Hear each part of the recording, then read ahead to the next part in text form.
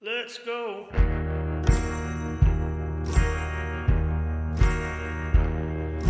Come on in, let's go to where the pictures show, where the hero wins and the monster grins, and everybody knows that face up in those bright projector lights.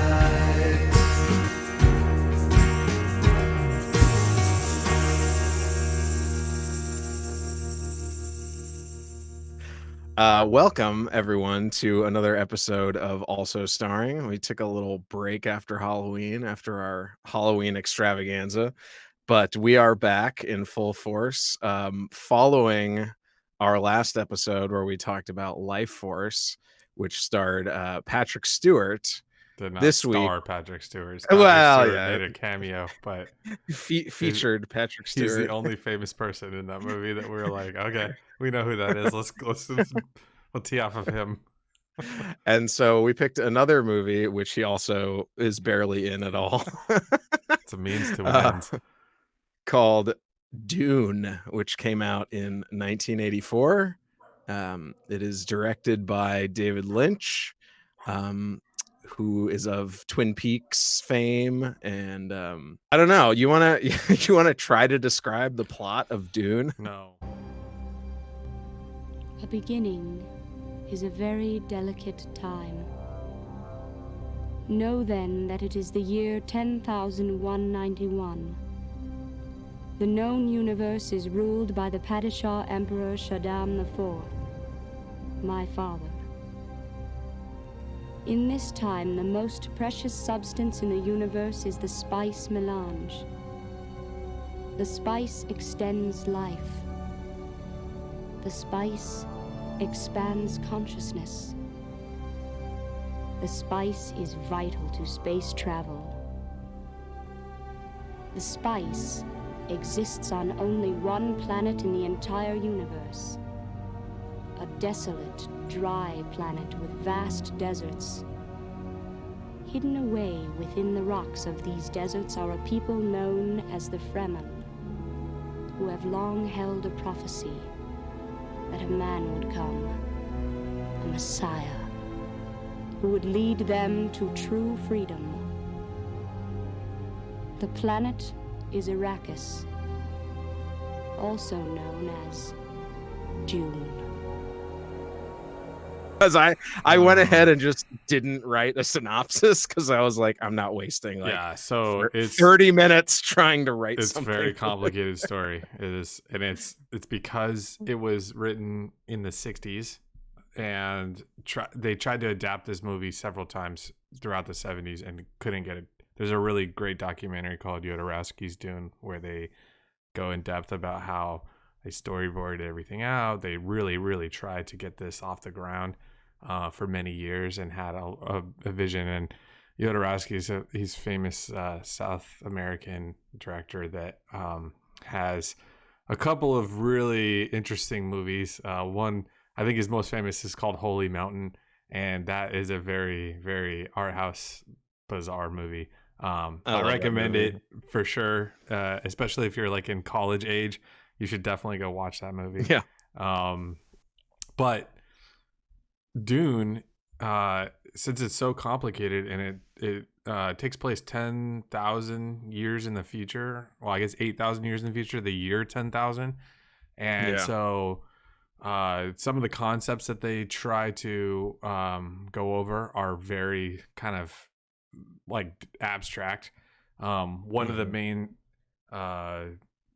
points that the author tries to convey in the book is that humans have used technology to the point where it's like started to become a detriment, and there's a very big movement away from using computers or any kind of technology because others have used it against one another and kind of diminished the human race. So as a result, they have relied on mental capabilities and expanding mental capabilities. And one of the best ways that they've found to do this is with using this spice melange, they call it. This isn't really described super well in the movie, and it's not really described super well in the book, but it's supposed to be this substance that has the ability to increase people's lifespan, increase their mental capabilities, and then also fold space and time so that you can move around the universe in a matter of seconds. And people that use the spice for these different purposes have different side effects from them. For the people that move through the universe, they're called navigators, and their bodies get kind of turned into worm-like creatures. Well, at least that's how they depict it in the movie. They're I don't know if you want to get into the anatomy I'm not sure of how they speak, but it's I'm not sure if that design is all that close to what they're supposed to look like. I think that might be a David Lynch departure. There's a power struggle going on in the people that run the universe. Since you can fold space-time, you can be anywhere in the universe at a moment's desire. So it lends itself to rule, meaning that you have a king that, or I guess is called the what is he called, the emperor? Yeah, he's an emperor, and he's running the entire universe. And so the idea that somebody's gonna come take that power from him, he gets warned by this sisterhood of priestesses called the Bene Gesserit, and they say basically there's a child that's going to be born to this duke and this other and his mistress, and they are going to threaten you. So what he does is like, the enemy of my enemy is my friend. So he goes to this other house that has been warring with them, and says, "Why don't these are the Harkonnens?" And he says, "Why don't you, House Atreides, which is this house that he's afraid of, go live on Dune, and we'll give you this planet that has all this spice on it, and it's such a great thing for our survival." It's an offer that the Duke can't like turn down, even though it smells like a trap probably. And then it is a trap. So then he's like, "You go there, and then I'm going to send the Harkonnens, and they'll take care of you guys." And so that's kind of the story. Like that's the very general. Yeah. But one of the problems with sci-fi, and I think a lot of older sci-fi too, is that there's a lot of names that are made up, and it's really hard to follow when you're reading sometimes because there's so many like bizarre names that are thrown around. And this movie didn't change any of them, so that it makes it also hard to kind of follow. Like there's people that are in it for a very brief amount of time that have very important things that they deliver in terms of story, but you don't really know who they are and why they're there, and then they just say their line and then they leave, and then you're like, and then it comes back like an hour later, and you're like, oh, that's why that. So it causes a little bit of confusion, and I think that's one thing that a lot of people say about this movie is it's hard to follow.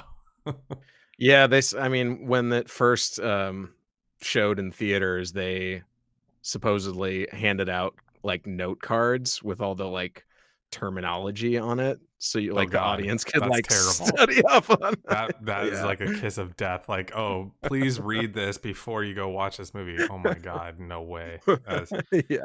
I mean, so this movie was in production for 3.5 years, which I didn't know. That's a long time. Yeah. They were really trying very hard to get this going, but I think the parts where they ran out of money or the budget got cut, you can tell those parts, and then you can tell the parts that they spent a lot of money on because they look awesome to this day. They look awesome. But there's a lot of really cool stuff in it, but then there's also a lot of the I guess the blue screen was the technology they were using at the time for the like the space shots. It's like some of them are really cool, like, and then others are just like, oh, that looks really, really bad. It's like some scenes just like they look amazing, and then there's scenes with Paul like riding on the back of the worm, and you're just like taken out of the movie almost because it looks so terrible. And then there's other I think the worst offender to me is the Emperor, or I'm sorry, the Duke Atreides little golden I don't know, like chariot cruiser thing that they fly around Arrakis to go kind of tour the planet. At first, it just looks so fake. It looks like it might be being pulled by a string. Through Through the dirt. Yeah, it's really bad. I mean, there's some like obvious stuff that's supposed to be floating with some sort of advanced technology, but it's obviously like on wires and like bobbing up around, and it's just kind of dumb. Like they have these like umbrellas with wings on them with lights, and you're not really sure why they have that, and they're kind of floating around everywhere, and you're like, well, what the fuck are these things? And they look cheapo. Anyway, there's a lot of that kind of stuff.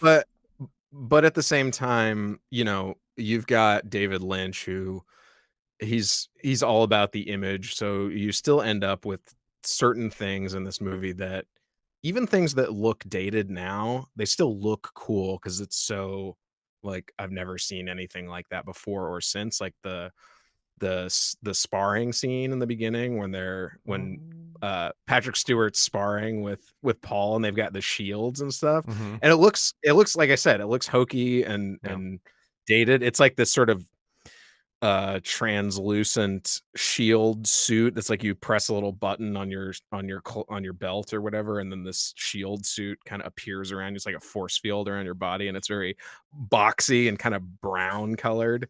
And it looks dated, but I mean I always think of that as like it's still very striking image to me, and I still think it looks cool even though it's kind of funky looking.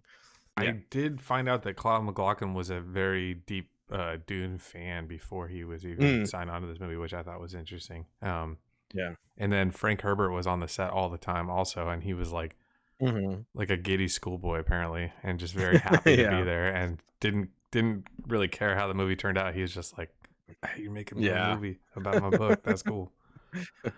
I mean, I'm sure he thought it would never happen because this is one of those ones that is. It's like Watchmen, where it's famous for people saying it's unfilmable. Hard to film. Yeah, unfilmable. Yeah, agree.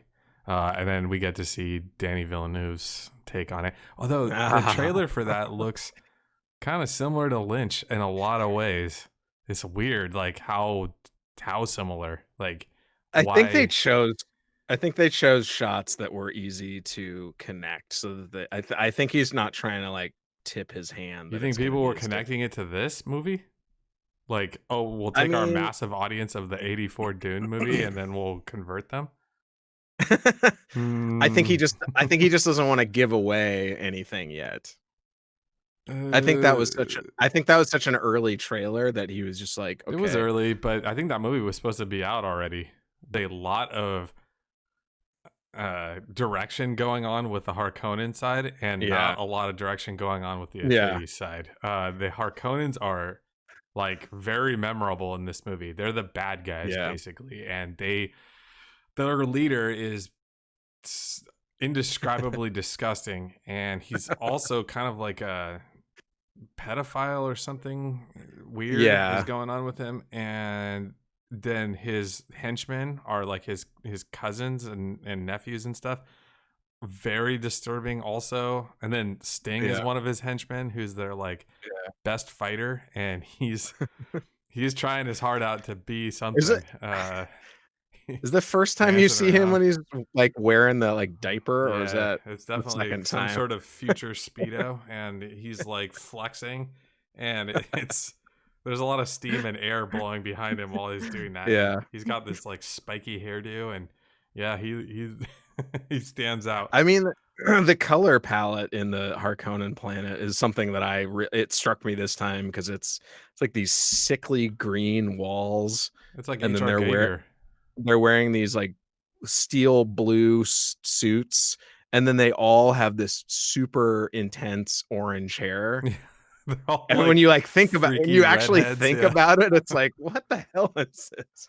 It is. And then the Baron's got some sort of severe skin complexion issues going on, and it's God. I don't like remember why he has that. Is it because of spice, and he's also floating around the entire movie. He has some sort of like anti-grav suit on that he can just fly around. I mean, his doctor assistant says something about like all of your diseases I have like, I'm carefully caring for, or something like that. I think it's something beyond the spice. I mean, their whole culture is sadistic and twisted. I mean, his nephew, the big guy, he like has that little squeeze box that's got like a little rat or something in it, and he like Yeah. crushes it and then drinks its blood out of a straw. Is he also the one that rips the face off of the cow and eats it as like a snack?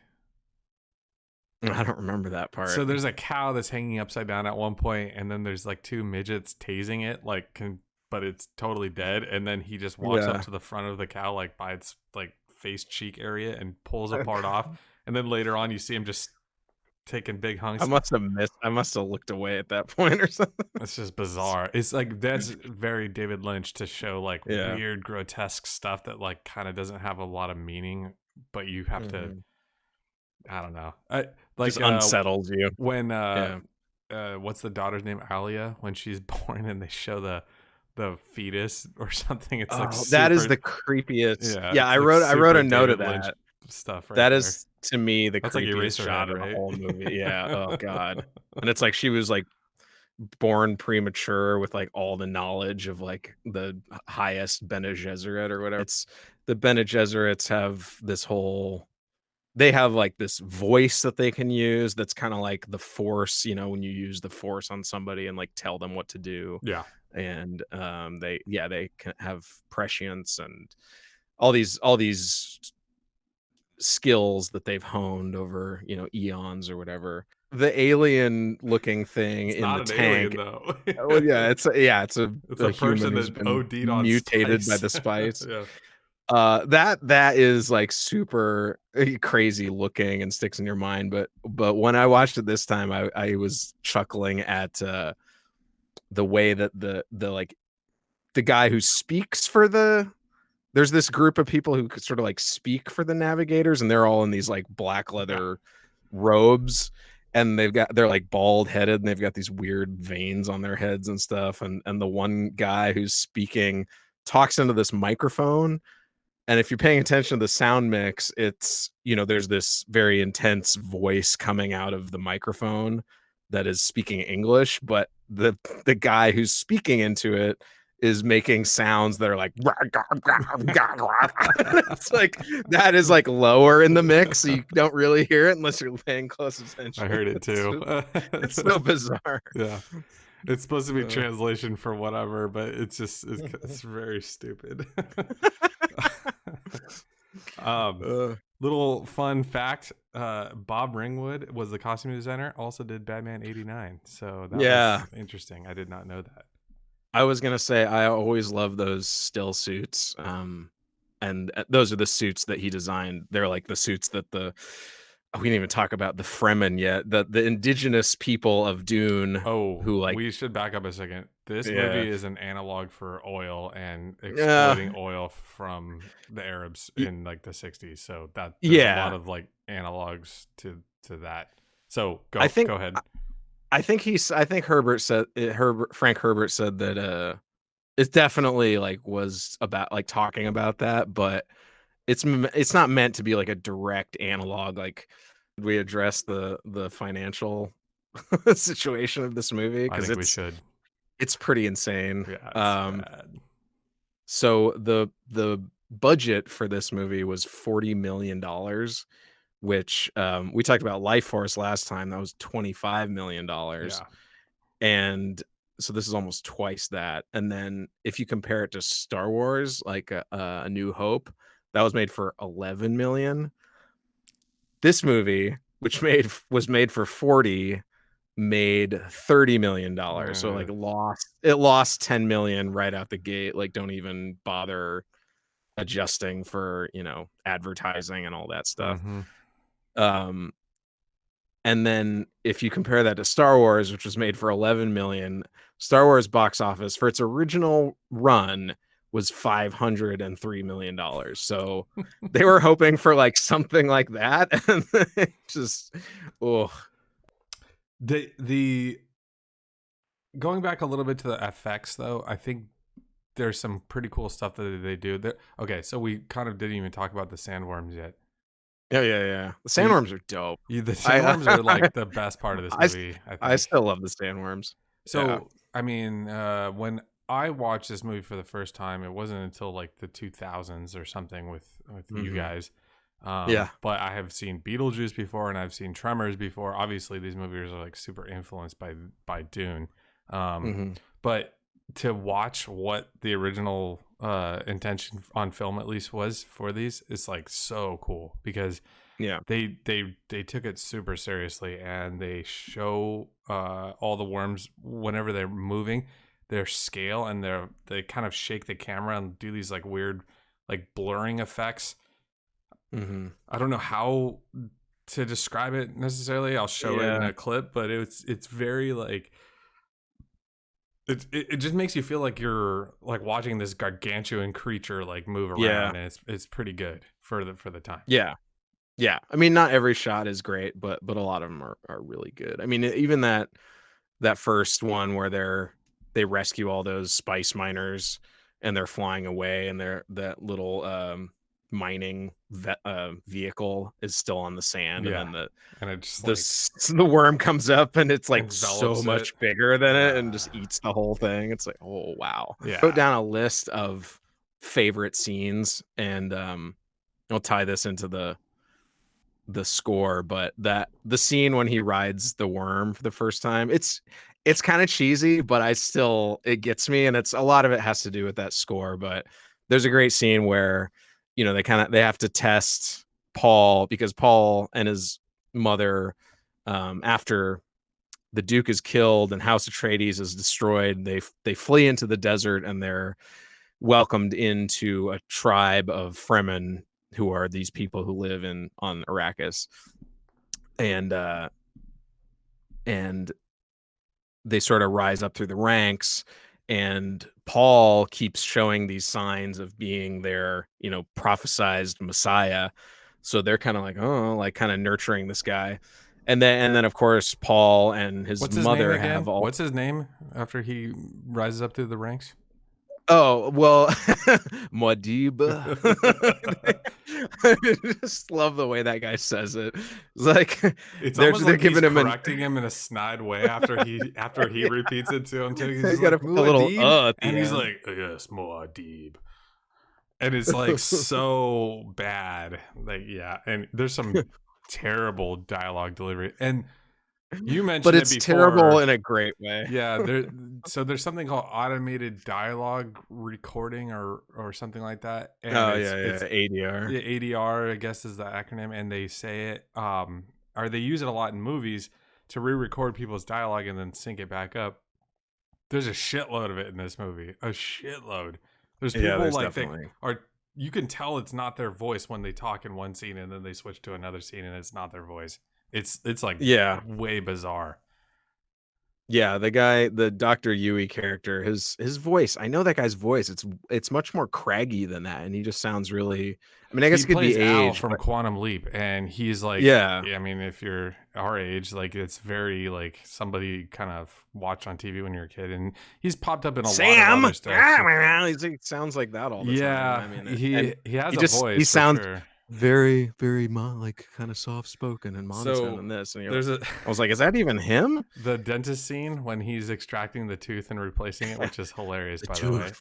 Yeah, and his voice is super different. But like, so the first battle that they have, it's just terrible because the Harkonnens show up and they look like they're wearing like third-rate like hazmat suits, and the other guys, like the Atreides soldiers, are just in normal gear. And so it's kind of like, what the fuck's going on? Like, why is one people like wearing stuff like nuclear war is going on, and the other guys are just like out there in their normal suits? And then Patrick Stewart like does this epic run down this huge ramp, and he's holding a freaking pug while he's doing it.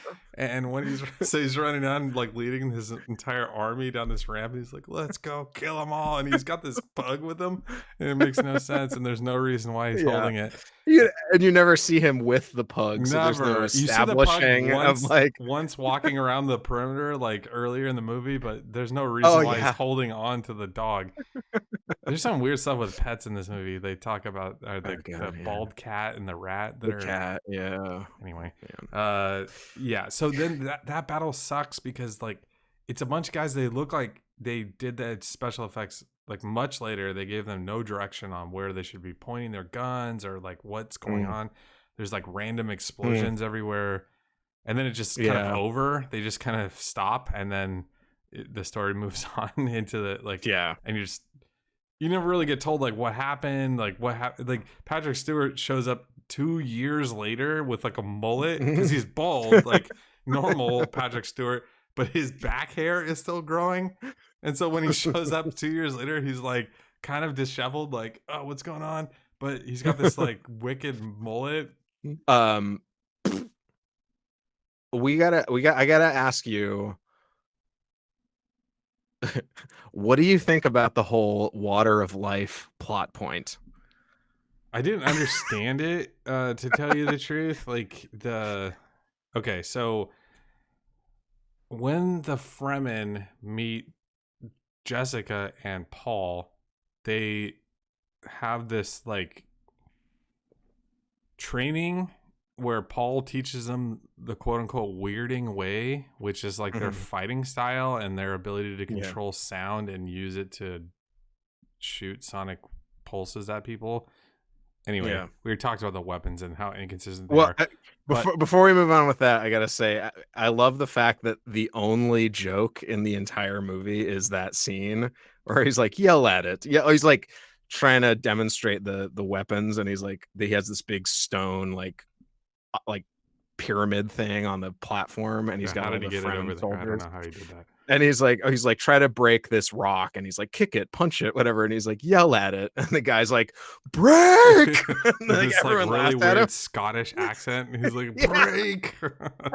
I expected him to like be having a kilt on when he's yelling it. Yeah. I was just thinking about it, and I was like, I wonder if they talked to the guy and they were like, so you're gonna have the only joke in this movie. One of the behind the scenes things I watched, someone mentioned that there's no jokes or no humor in this movie, and that's one of the things that takes away from it. There's no funny parts. That part makes me laugh every time, though. I mean, but there's a lot of things in this movie that I think are David Lynch humor that other people don't see as jokes, and he's like, this is super funny. Like like Patrick Stewart holding a pug going into battle, like that's pretty funny. Then this water of life thing that Paul drinks is supposed to kill you, but he just goes into like some coma for several weeks and then wakes up, and then he can ride the big worm is called Shai Hulud, and he can ride Shai Hulud, and they're like, oh my God, he is the chosen one or whatever. And that made him the Kwisatz Haderach because he survived drinking this stuff that's supposed to kill everybody else. That was the final step of fulfilling this prophecy, was him drinking the water of life. And it's, I mean, that's where it starts to lean into like 60s, like LSD kind of stuff. I didn't think about that. I think where it's like, you're opening your third eye and shit like that. At least I think that's where the book is coming from. But was Herbert like into that? I think he's from Seattle, right? I'm sure. Yeah. I'm sure. Or at least, I mean, it was that's what was going on in the culture at the time. So he had to have talked, for it to be that popular. He tried to get this book published by 20 different places, and they all rejected him. And he got it published by somebody that was making automotive manuals.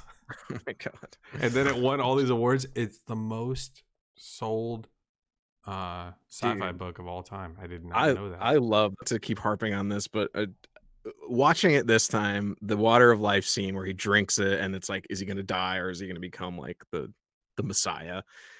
I think there's like one throwaway line where they say he can control the worms now. Like they say like he can call the worms without the thumper. And then it's like, obviously at the end, they're all riding the worms because he's like controlling them, which they don't really just like spell it out for you. But when I thought about it for a second, it was like, oh, well, that means he's automatically like the fucking king of the universe, because if he can control the worms, he can just stop the spice production at will, like through the power of his mind. So it's like he's automatically more important than the emperor or anybody, the guild navigators. He's automatically the most important person in the universe. So they never really show you what the spice is. They just say it exists, and they kind of like say it's all around you and it's in the air, and that's why their eyes turn blue and things like that, because they're just like out there in the environment where it's everywhere. But to say that they know where it comes from and like how to get it, it's not like they cut a piece of the worm off and they're like, oh, that's some spice. Like it's just No. it's like intangible in the movie, and I don't know if they make it more tangible in the book, but it's not like something that they ever show you like, oh, here you go, here's our spice reserve. Yeah. It's like right here. So it's hard for me to say like exactly what his power is. The other thing too is the final battle between him and Sting is I don't know why. I think David Lynch is not an action director, obviously, but he didn't know what to do. So he gave everybody knives, like these daggers, and they're supposed to like show their manhood. It's kind of like the battle scene between T'Challa and Black Panther, and you know, he like the right of like who's gonna be like the king of the. And so they do this hand-to-hand combat, but they're just like these two like skinny ass white dudes that are just fighting each other, and they look pathetic when they're fighting. And and then he's supposed to be at the end he's supposed to be this badass king of the universe, and he can scream at the floor after he bests Fade. I He mean, screams I at think the floor and breaks it in half, but he's like struggling to fight him with a knife like during the fight, and you're like, what the fuck? Like, can't you just go like over to him and just be like and blow his head off or something? Well, that's kind of to my point, is like the whole end battle is kind of unnecessary. Like he doesn't even need to like stupid. He doesn't even need to crush their armies or anything. All he needs to do is be like, yo, I control the worms now, so like you work for me. Like that was our discussion of Dune. Thank you for listening and watching, and we'll see you guys next time. Thanks for watching Also Starring. I'm Dan. And I'm Morgan. Thank you.